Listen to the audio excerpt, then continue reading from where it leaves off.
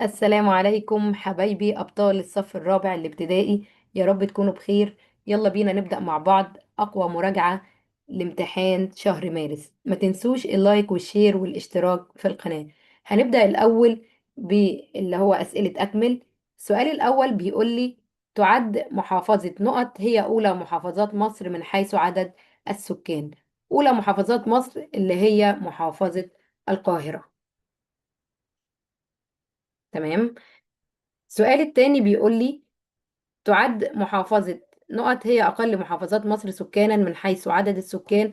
أنا عندي أقل محافظات مصر سكانا اللي هي محافظة جنوب سيناء. السؤال اللي بعده بيقول لي: من المحافظات المزدحمة بالسكان في مصر. أنا عندي 3 محافظات مزدحمة بالسكان. أولهم زي ما عرفنا من شوية اللي هي القاهرة، وطبعا بعد كده الجيزة، وعندي الشرقية، ولكن هنكتب له هنا القاهرة والجيزة. يبقى القاهرة والجيزة.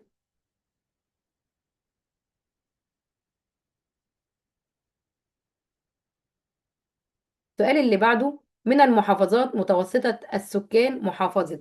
أنا عندي محافظات مصر كلها متوسطة السكان ما عدا ال3 محافظات اللي هي مزدحمة بالسكان، وال5 محافظات الحدودية اللي هي قليلة السكان. يعني ممكن أكتب هنا سوهاج والدقهلية، ممكن أكتب أسوان، ممكن أكتب الإسكندرية، كلها صحيحة. يبقى هكتب هنا سوهاج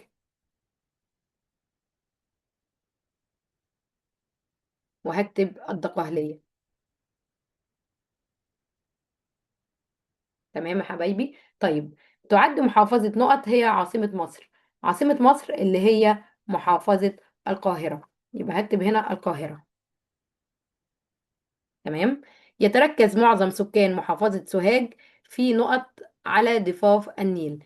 سوهاج محافظة اللي هي بتقع في بتقع على وادي النيل. يبقى هنكتب طبعا اللي هي محافظة سوهاج معظم سكانها هيتركزوا في القرى. يبقى هكتب هنا القرى.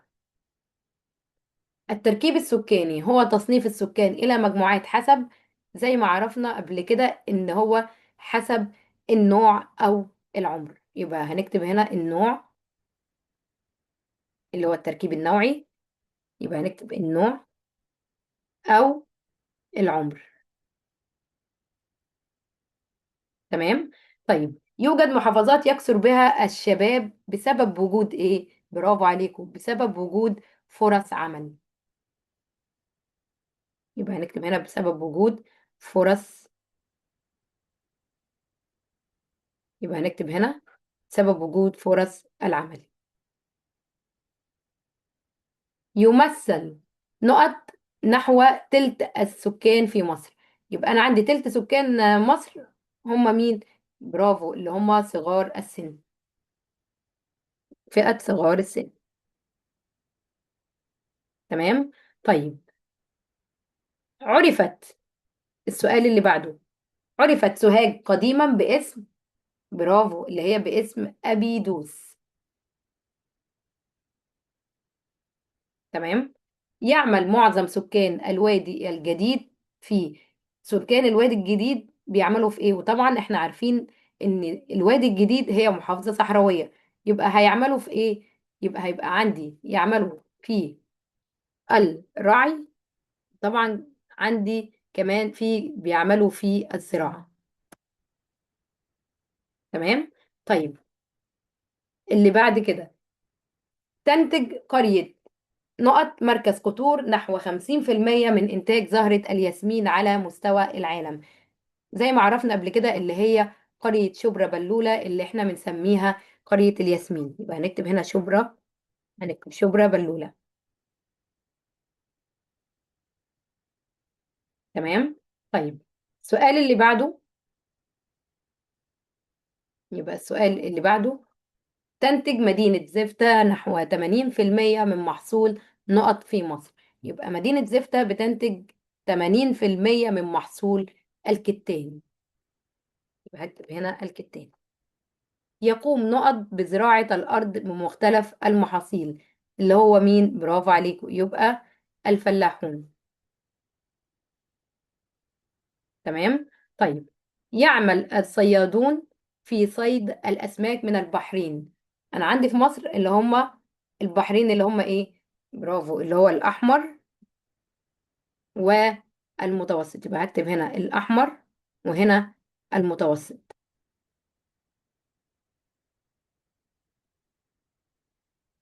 ونهر النيل والترع، يبقى ونهر النيل والترع. وإيه تاني يا شباب؟ برافو عليكم، يبقى والمزارع اللي هي إيه؟ المزارع السمكية. يبقى هكتب هنا المزارع السمكية. تمام، يبقى المزارع السمكية. ماشي. السؤال اللي بعده يبقى والمزارع السمكية. نقط يعرضون المنتجات في الأسواق والمحلات. مين اللي بيعرض لي المنتجات في الأسواق والمحلات؟ طبعا اللي هم التجار. تمام يا حبايبي. طيب، يقوم نقط بعلاج المرضى ويقوم نقط بإصلاح السيارات. يبقى يقوم الطبيب بعلاج المرضى، ويقوم نقط بإصلاح السيارات اللي هو الميكانيكي.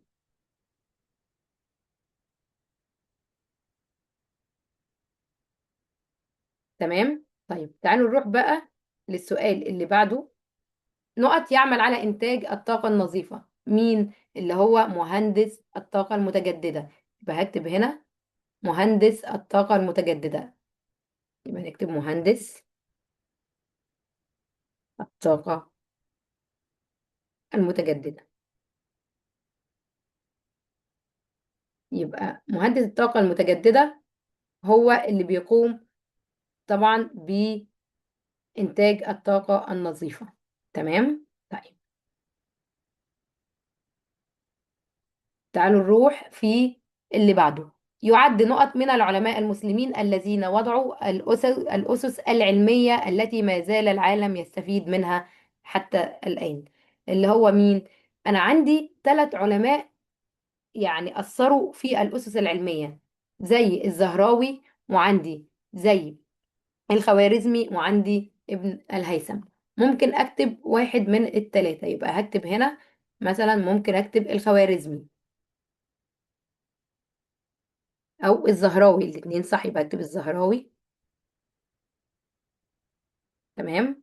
طيب تعالي نشوف السؤال اللي بعده. يبقى هنا كتبنا الزهراوي. تمام. طيب السؤال اللي بعده. يقوم العامل بتحويل المادة الخام إلى إيه؟ إلى منتجات. يبقى هكتب هنا منتجات. تمام. طيب تعالوا نروح في السؤال اللي بعده. كان الرئيس الراحل نقط هو رئيس الجمهورية وقت حرب السادس من أكتوبر. اللي هو الرئيس مين؟ برافو، الرئيس محمد أنور السادات. يبقى هكتب هنا محمد أنور السادات.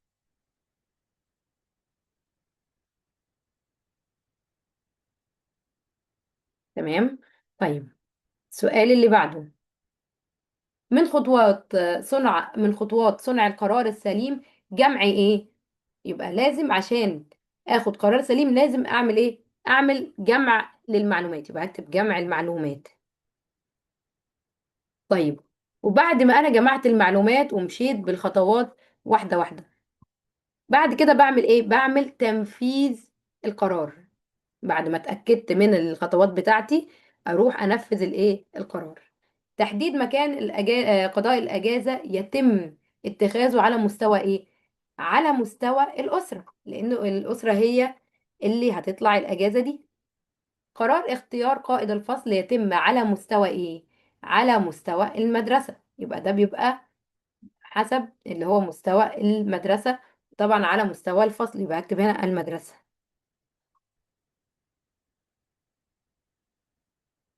طيب تساعد المشاركة في صنع القرار في حل ايه؟ حل المشكلات. يبقى انا لما باخد قرار سليم عن طريقه بعرف احل ايه؟ المشكلة او احقق الهدف. يبقى حل في صنع تساعد المشاركة في صنع القرار في حل الايه؟ المشكلة. وتعزيز ايه؟ طالما انا خدت قرار سليم يبقى ده هيعزز عندي ايه؟ برافو، اللي هو الثقة بالنفس. يبقى الثقة بالنفس. تمام يا حبايبي. طيب تعالوا نروح في السؤال اللي بعده. من أشهر معالم كندا السياحية برج إيه؟ أنا عندي اللي هو برج إيه؟ في عندي معلمين أخدناهم في كندا. من أشهر معالم كندا السياحية اللي هو برج سي إن. يبقى هكتب هنا سي إن. يبقى هكتب سي إن. ومنتزه إيه؟ برافو طبعا، منتزه بانف الوطني. هكتب هنا بانف الوطني. تمام. طيب تعالوا نروح في السؤال اللي بعده. يوجد خليج هيدسون في دولة ايه؟ احنا الدولة اللي احنا درسناها اللي هي دولة كندا. يبقى يوجد في كندا. تمام. طيب لدى كندا فائض في محصول الايه؟ عندي فائض، عندهم طبعا فائض في محصول القمح. تم بناء برج القاهرة في عهد الرئيس الراحل جمال عبد الناصر. يبقى هكتب هنا جمال الرئيس الراحل جمال عبد الناصر.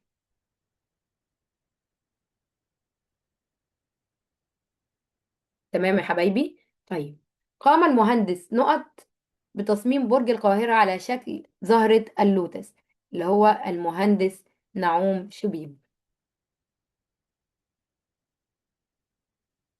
تمام. طيب يلا بينا نكمل بقية الأسئلة. وما تنسوش حبايبي اللايك والشير والاشتراك في القناة. تعتمد الحرف التراثية على مواد خام ايه؟ مواد خام محلية، يعني موجودة عندي في البيئة بتاعتي. يبقى مواد خام محلية. ومهارة ايه؟ برافو، مهارة الأيدي العاملة. يعني لازم علشان اشتغل الحرف التراثية لازم يكون عندي مهارة، وكمان يبقى متوفر عندي مواد خام محلية. طيب حي نقط بالقاهرة ومدينة نقط من المناطق المشهورة بالحفر على الخشب. أنا عندي في القاهرة اللي هو حي الجمالية. ومدينة زي ما درسنا يا حبايبي قبل كده اللي هي مدينة دمياط. تمام. أرسلت الملكة نقط بعثات تجارية إلى بلاد بونت لاستيراد الأخشاب منها. الملكة حتشبسوت. تمام. طيب تعد قرية نقط بالفيوم من المناطق المشهورة بصناعة الفخار. أنا عندي قرية اللي هي تونس. تمام. من الخامات التي استخدمها المصري القديم في صناعة السجاد اليدوي استخدم خامات زي الكتان والصوف. يبقى هكتب هنا الكتان وهكتب الصوف. يبقى الكتان والصوف. طيب نروح في السؤال اللي بعده. تعتبر قرية نقط بالجيزة وقرية نقط، أو تعتبر قرية نقط بالجيزة وقرية نقط بالمنوفية من أشهر مناطق صناعة السجاد اليدوي في مصر. أنا عندي قرية اللي هي المشهورة في بصناعة السجاد اللي هو اليدوي في الجيزة. عندي قرية الحرانية. يبقى أكتب هنا الحرانية. طيب وبالنسبة قرية ايه اللي مشهورة بصناعة السجاد في المنوفية؟ انا عندي قرية ابو شعرة. يبقى هكتب هنا ابو شعرة. تمام. طيب يبقى قرية ابو شعرة في المنوفية وقرية الحرانية في الجيزة. تمام. طيب تعالوا نروح بقى في الأسئلة اللي بعدها. يبقى أنا عندي هنا قرية أبو شعرة. طيب تشتهر مدينة نقط بسوهاج بصناعة النسيج اليدوي. عندي مدينة أخميم. تمام. قام المصريون القدماء بصناعة الزجاج من الايه؟ من الرمال. يبقى من الرمال. يبقى هكتب هنا الرمال. دي المادة الخام المستخدمة في صناعة الزجاج. تشتهر قرية جراح بالدقهلية بصناعة برافو الزجاج. يبقى الزجاج مشهورة بيه بصناعته اللي هي قرية جراح اللي هي في الدقهلية. طيب تعد نقط ونقط بالقاهرة من أهم مراكز صناعة المشغولات النحاسية. أنا عندي الجمالية، حي الجمالية، وعندي الفسطاط. يبقى الجمالية والفسطاط في القاهرة. يبقى عندي المنطقتين دول موجودين في القاهرة، مشهورين بصناعة المشغولات النحاسية. تمام. طيب، تعالوا نروح بقى في أسئلة اختر. يلا بينا حبايبي نروح لنوعية تانية من الأسئلة اللي هي اختر. أقل محافظات مصر من حيث عدد السكان. يبقى أقل محافظات مصر.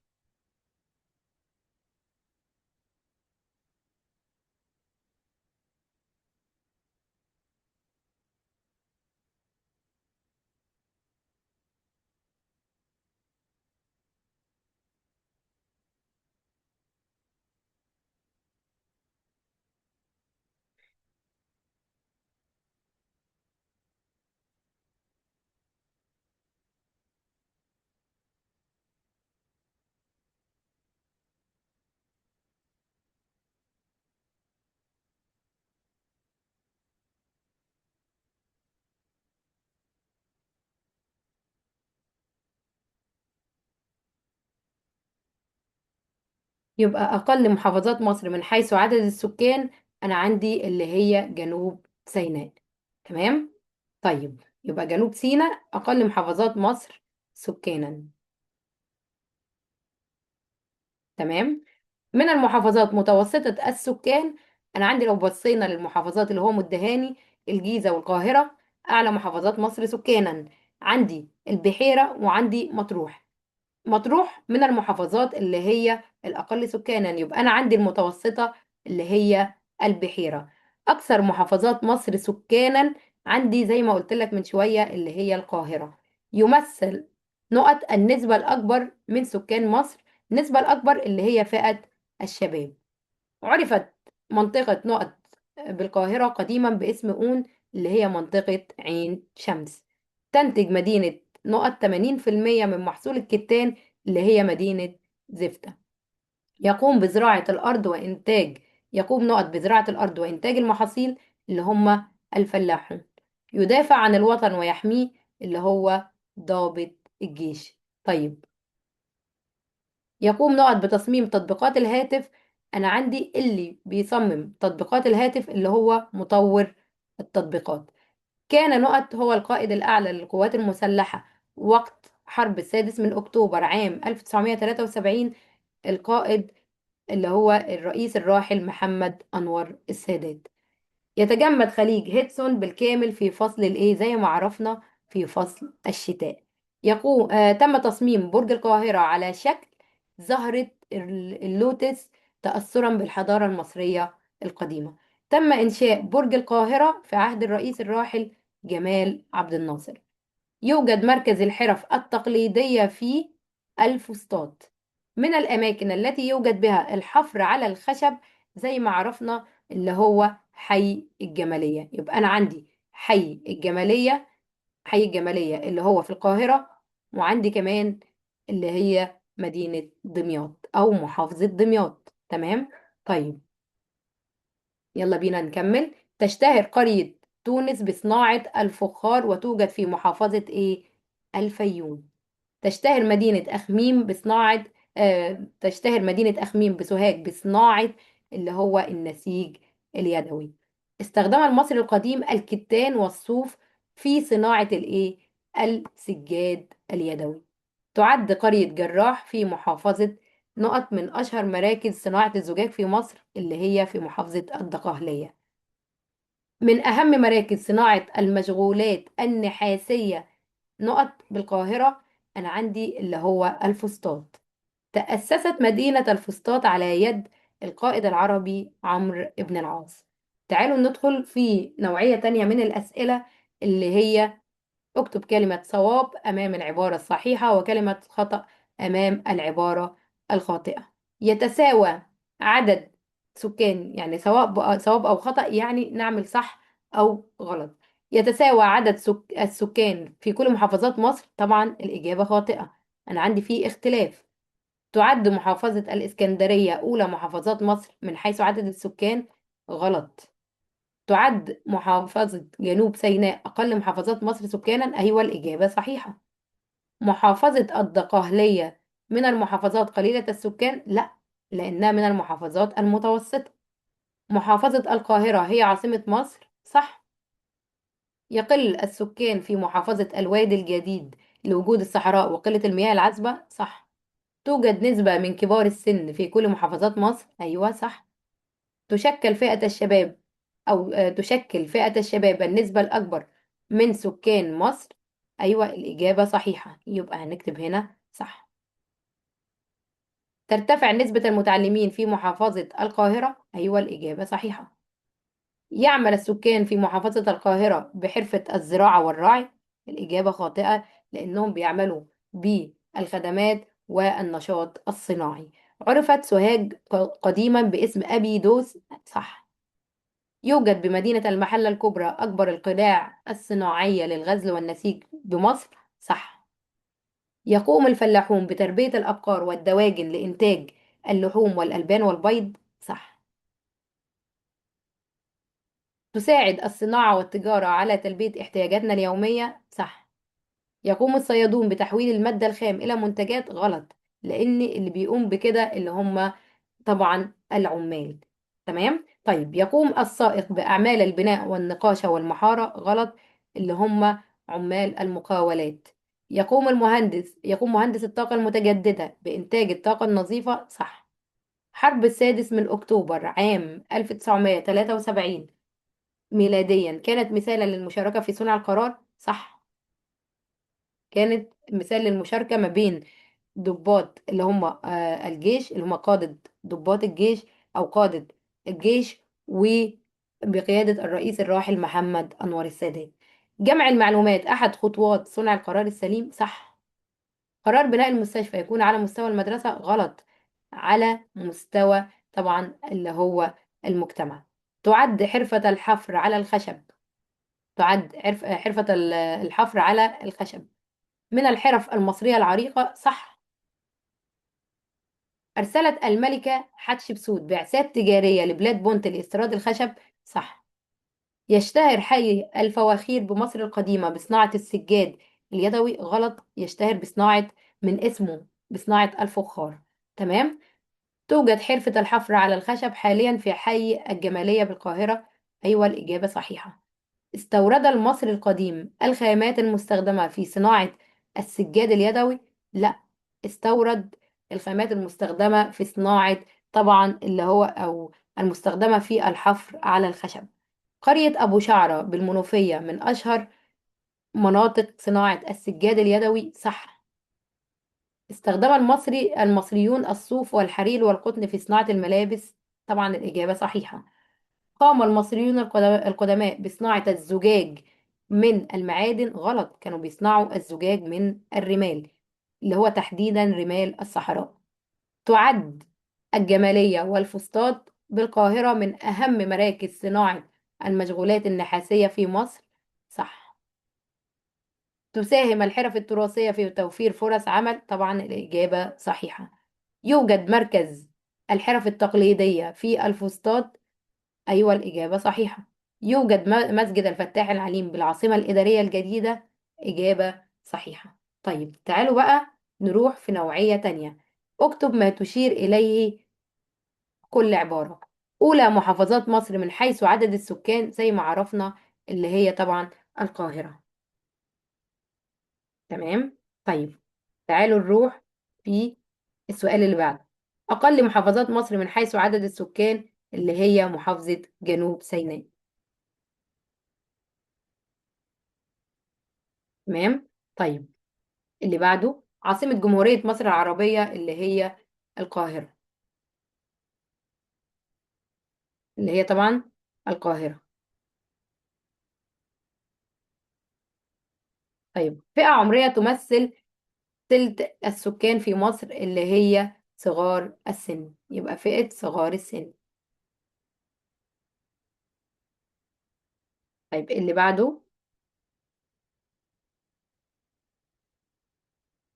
تصنيف السكان إلى مجموعات حسب النوع أو العمر، ده المقصود بيه طبعا اللي هو التركيب السكاني.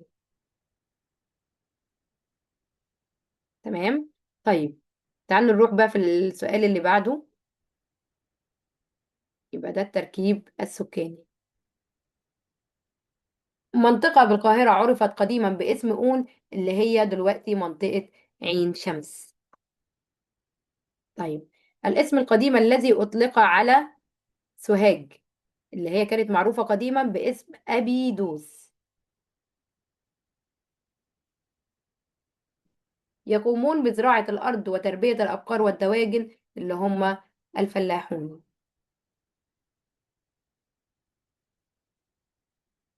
تمام يا حبايبي. طيب السؤال اللي بعده، يقوم بشرح العلوم والمعارف وبناء العقول، اللي هو طبعا المعلم. طيب يبتكر ألعابا إلكترونية جديدة.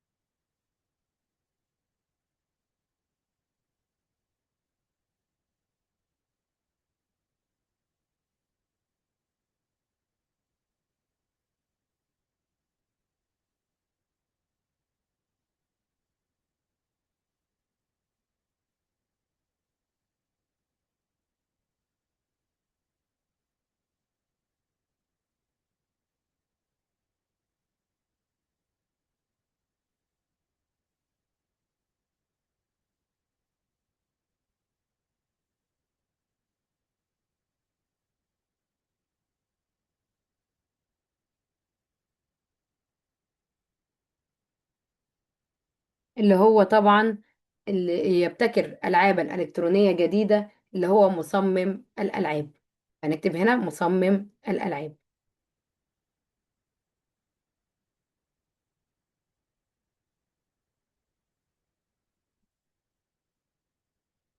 وفي سؤال احنا هنا نسيناه، هنرجع له تاني. طبعا المعلم هنا يقوم بعرض المنتجات والأسواق في الأسواق والمحلات، اللي هم التجار. يبقى هنكتب هنا التجار. تمام. طيب يبقى هنكتب هنا التجار. بعتذر عن الغلطة دي يا حبايبي. طيب هو تحديد بدائل متعددة واختيار الأفضل منها لحل مشكلة أو تحقيق هدف معين، ده تعريف اللي هو صنع القرار. يبقى هنكتب هنا صنع القرار.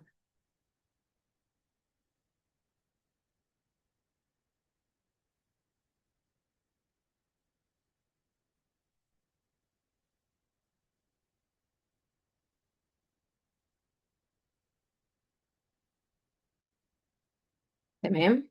طيب نروح في السؤال اللي بعده. صناعات يدوية تعتمد على المواد الخام المحلية ومهارة الأيدي العاملة. ده طبعا اللي هو الحرف التراثية.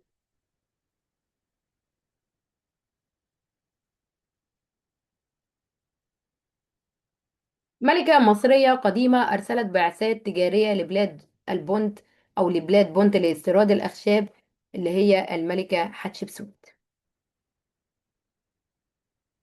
طيب، صناعة تعتمد على تشكيل الطين للأواني والأكواب وأشكال أخرى ثم حرقه ليصبح صلبا. دي طبعا صناعة الفخار والخزف. بكتب هنا صناعة الفخار والخزف.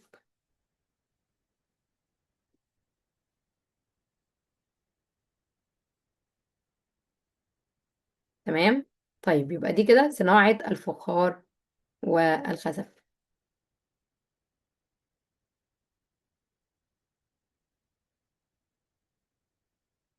تمام. طيب، صناعة يدوية تعد قرية الحرانية بالجيزة من أشهر مناطق صناعتها، اللي هي صناعة السجاد اليدوي.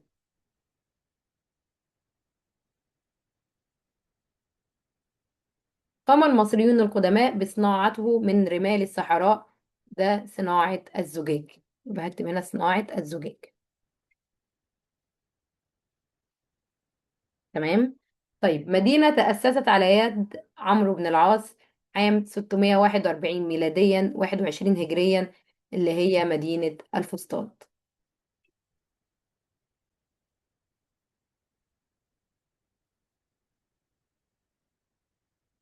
هنقف لحد هنا في المراجعة، وإن شاء الله بإذن الله هنزل لكم الجزء الثاني من المراجعة دي.